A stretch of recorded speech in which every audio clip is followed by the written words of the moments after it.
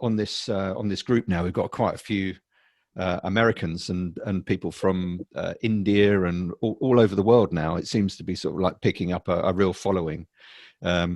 Enthusiasts of traditional archery. So yeah, I mean, just what's your name? Where'd you come from? What do you know? What do you do? What do you love? Well, my name's Gordon Monahagn. Originally from London, but I've had a farm down here in Devon for 16 years. My passion is really horses, archery, and there's a lot of things I like doing. But at the moment, my main focus is on the archery. I shoot only instinctively, so I don't use any aiming. I shoot traditional archery, so I've got lots of traditional bows, flat bows, recurves.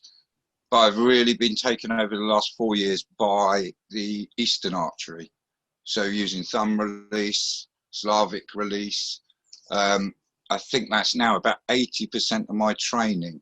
And I do shoot 7 days a week. So I'm out here every single day, no matter what. And when people book in, I teach archery. So I'm open 7 days a week to the public, but not at the moment. Of course, not at the moment. I saw a video the other day of you with one of your Eastern bows shooting through it looked like a polo mint on the top of an arrow nock. Was that for real? Did you actually? Yeah, I mean, what was that? When I first started with the Eastern archery, it's like I'm going on the other side of the bow, I'm putting my thumb on. I never believed I'd be accurate with it. I thought it would just be a bit of fun and something new to learn. But it sort of just bit me and got me. And over the time, because shooting 7 days a week, I've shocked myself with what I can hit. It never ceases to amaze me, even though I can do it constantly. When I actually pull it off and hit something like that, it never ceases to have that same effect of, whoa.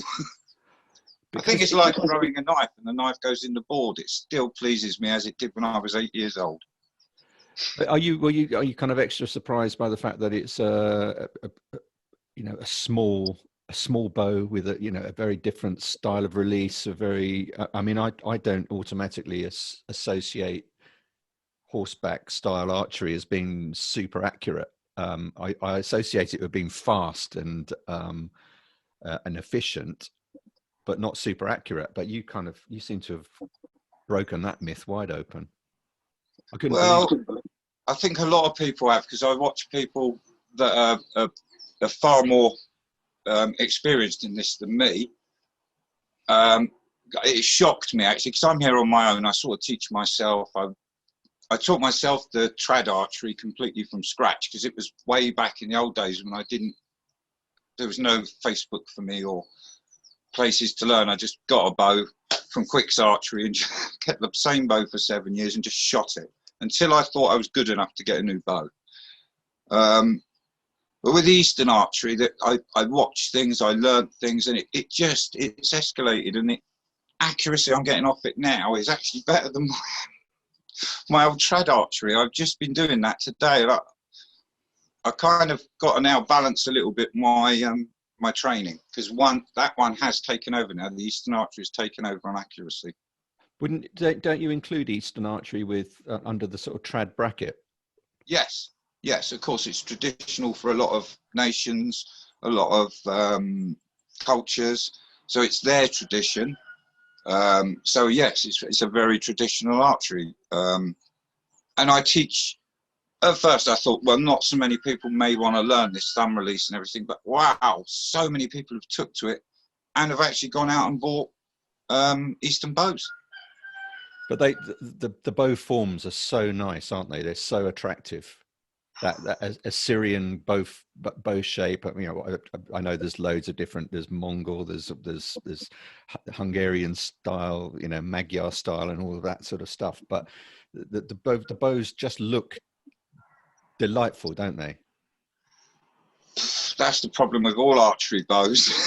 I still can't pass up a really nice looking flat bow or recurve, I'm afraid. So, but they all have that sort of magic to them. The only time, I'm not against sports art. I love seeing the people and they're dead accurate, but all the metal risers and bits that you screw on are not at all, they don't feel right for me. I just like a one piece or a takedown, or one piece is kind of my thing. I like that. So When I can't. when we spoke last time, you were saying that you think that traditional archery should be considered away from sports archery. What did you mean? What did you mean by that? Well, it's only in the light of current affairs where they're shutting down sports and leisure because it's classed in sports and leisure. And I don't do it for sports or leisure. It's a way of life for me. But a lot of the people I work with or I'm teaching or working with are not just here for fun. Some people are doing it because of mental health reasons. Some people are also doing it because it gives them a good physical exercise, gets them out in nature. You know, so I work with a lot of people that are struggling, and the archery really gives them a lift, a boost, because I run it as a self-improvement program. And everyone that starts even from scratch can honestly see themselves improve through the 2-hour session they'll do with me.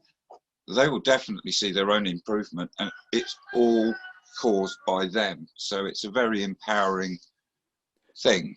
And it just seems that in that bracket, they can shut it down very quickly. And it's only because of the current light of things. I mean, I never thought about it before, No. that maybe we could have it categorized as something different.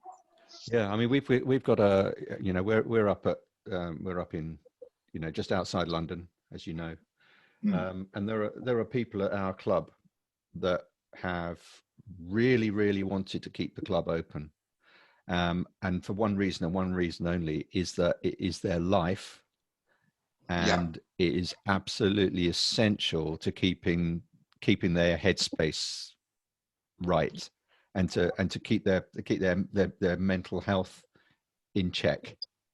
Yep, I'm in that boat, so it's good for me. I live here, so I've been fortunate, but I can feel for the people that are sat there not able to shoot. That wouldn't be good for me, so I can feel how that would not be good for people. Yeah, I mean, I know quite a few people now that that go to their archery clubs or their archery space or shoot in their garden every single day, because it becomes almost like a necessity for them. Not a crutch as such, but certainly a very important part of their day-to-day existence. Yes, it is for me. It's my way of kind of letting go of everything. So, you know, sometimes you might get that bad letter, it comes through in the post, and it's something I've not got the head to deal with. I'll come over and shoot maybe for an hour or two, and then that letter doesn't seem a problem anymore. It's really easy to approach and deal with it. Can the postman find you up there? Pardon? Can the postman find you up there? I only take the letters out that mean something to me, otherwise I leave them in the box. Yeah. I've got snails that eat them. Do you remember the days when you would actually get a letter from a friend? Do you remember those? Yeah. No, it doesn't exist so much now. No. You've got there's a couple of videos that you've got on YouTube about it's archery meditation, part 1 and 2, which I watched last night. Actually, I thought that was very interesting. I think the second one you were shooting with both hands. Yeah. And talking very much about the kind of the breathing cycle, or the shooting cycle in relation to your breathing. This is why I love the Eastern archery, because of not having to. Well, I got a bad habit. I thread when I'm doing trad archery. I thread through the bow. By doing Eastern archery and bringing it straight to that right hand side of the bow, or the left hand side, whichever hand I'm shooting with, I can find such a smooth rhythm to it. Yeah. And I drop into the rhythm, and I don't break the rhythm. So if I've got 12 arrows, they'll be shot in the absolute rhythm with my breath. And that is when I could lose myself out here for 5 or 6 hours. And I feel stronger. I don't come through my archery practice when working like that depleting. I actually get stronger. At the end of it, I could do it all again. Whereas sometimes in the past, I've been out here and, you know, you're getting into 2 hours and you're starting to miss more because you're getting fatigued. Sticking in that rhythm and really working with my breath. And I find also that the thumb draw does less body damage than the 3-finger draw for me. I don't know if that's the same for other people. I seem to sort of keep my shoulders lower. It just seems to be an easier way for me to even pull a lot more poundage, which is quite surprising. So what sort of poundage are you pulling on those bows? I train in all poundage. So if I'm learning something, I'll be down around 32, 35 pounds. If I'm getting it right, I'll take that up to 60 pounds. Wow. I can go to 85. But I like to shoot around, if it's trad archery, 45 to 50. I used to shoot a lot more, but if I go a lot more now, what I find is that I just don't quite catch the back tension. I get tired, and I don't get. So if the bow's less poundage, I get a much nicer settled and can shoot for much longer and keep my accuracy. 80 pounds is 80 pounds is hefty. It's hard work. I was testing a Paragon bow, so I was testing one of the bows, and that come at 80 pounds, and it was a competition between who was going to give up first, and it was me.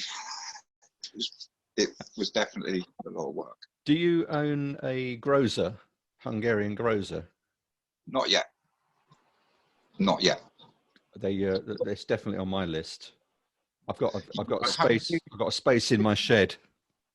I have a huge list that keeps growing, and it's due to these brilliant archers showing me bow reviews all the time.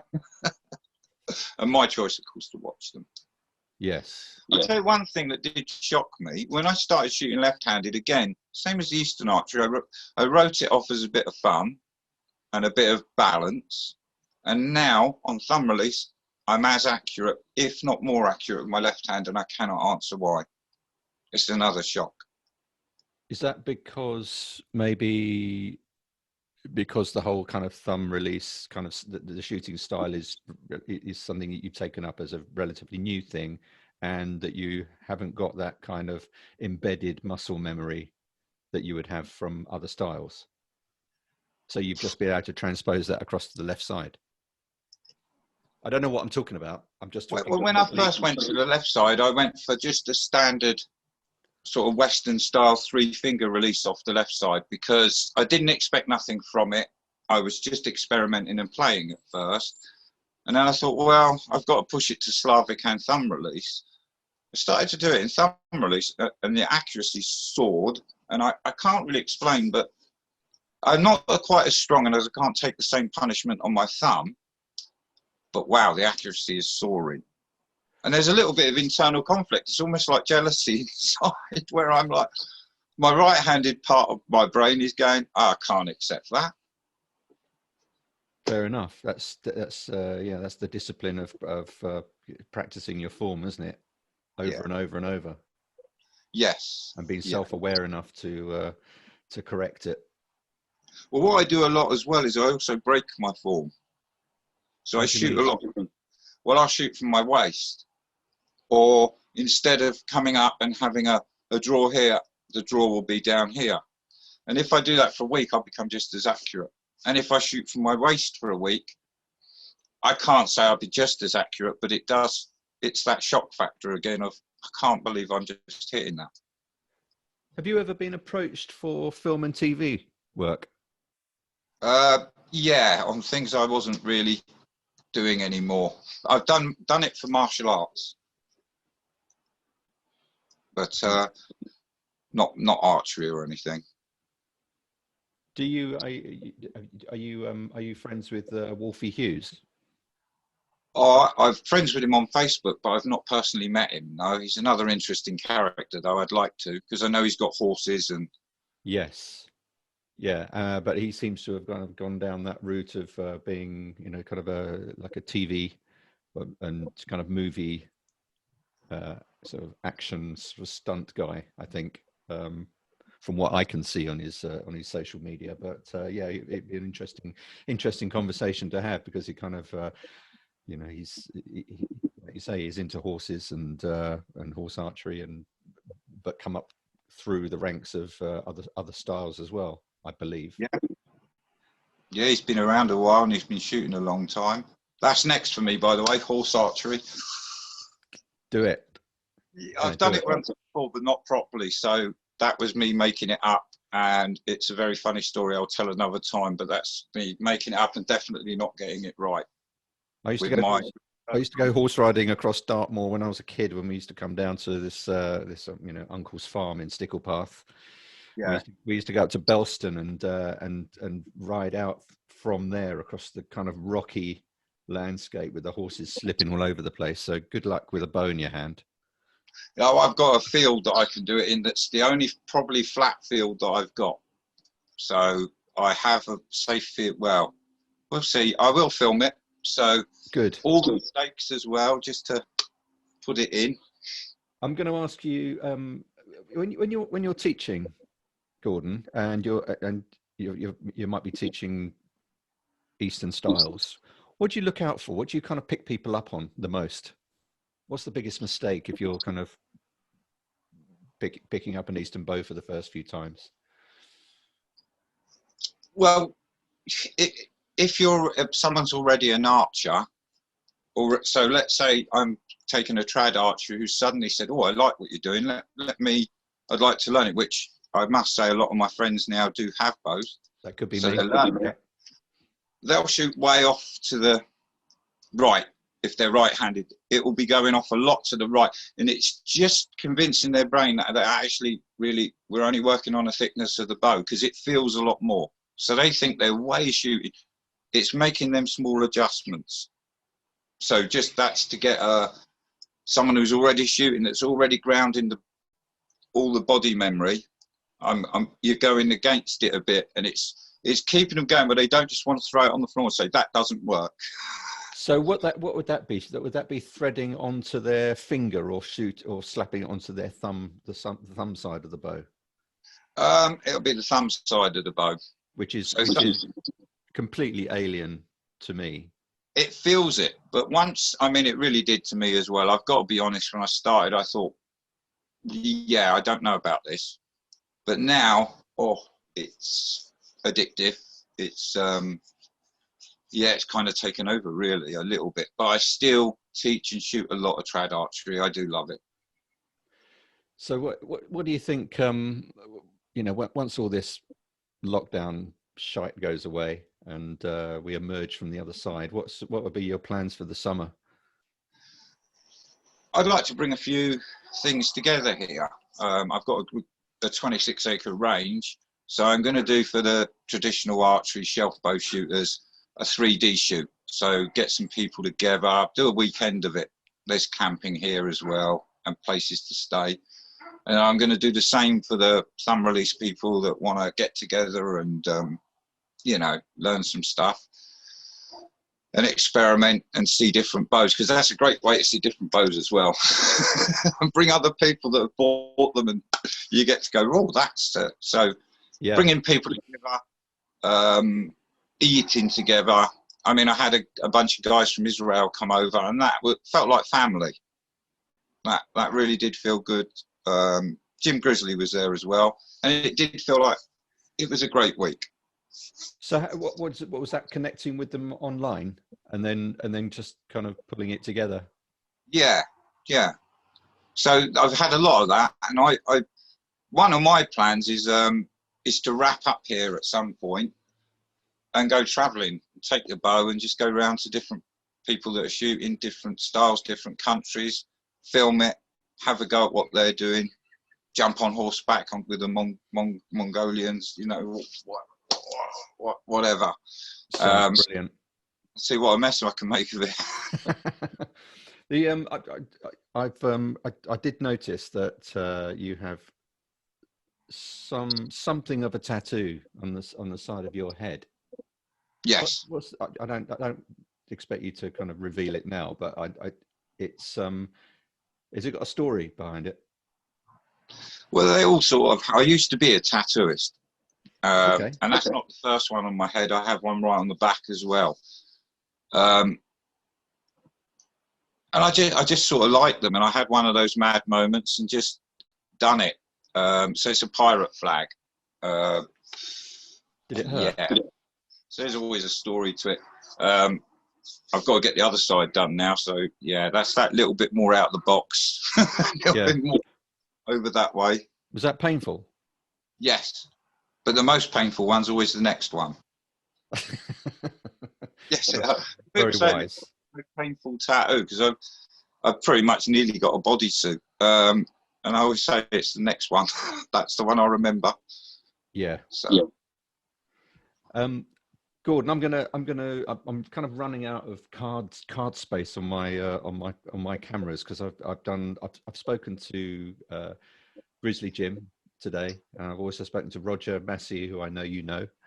Yes, I've shot with both of them. Both great guys. And they both send their love.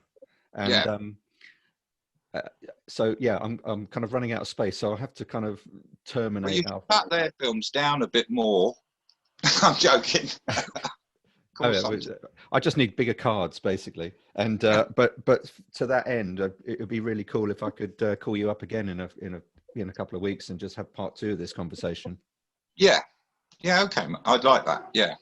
Well, thanks very much for thinking of me, mate. You're a gentleman. No, thank you for your time, and thank you for taking part in the Bows and Arrows podcast, which is all new, and brilliant.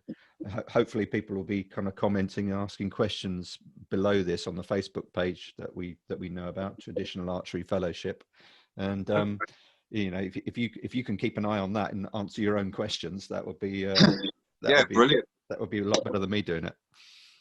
All right, mate, no worries. Good to speak to you and meet you, mate. And you, thanks very, very much. Well, let's hope we all get to shoot together this year. And I want to say to everyone, do work on your mental health, stay well. I hope to see you on the other side, guys. 100%.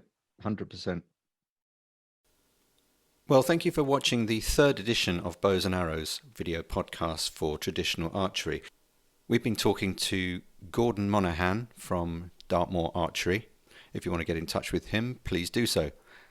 Please make sure that you leave any comments or suggestions of anyone that you'd like to see on the next edition of Bows and Arrows. The Bows and Arrows podcast has been made exclusively for the Traditional Archery Fellowship Facebook page. So make sure you share with your friends or invite anybody you think might enjoy what we do. See you soon.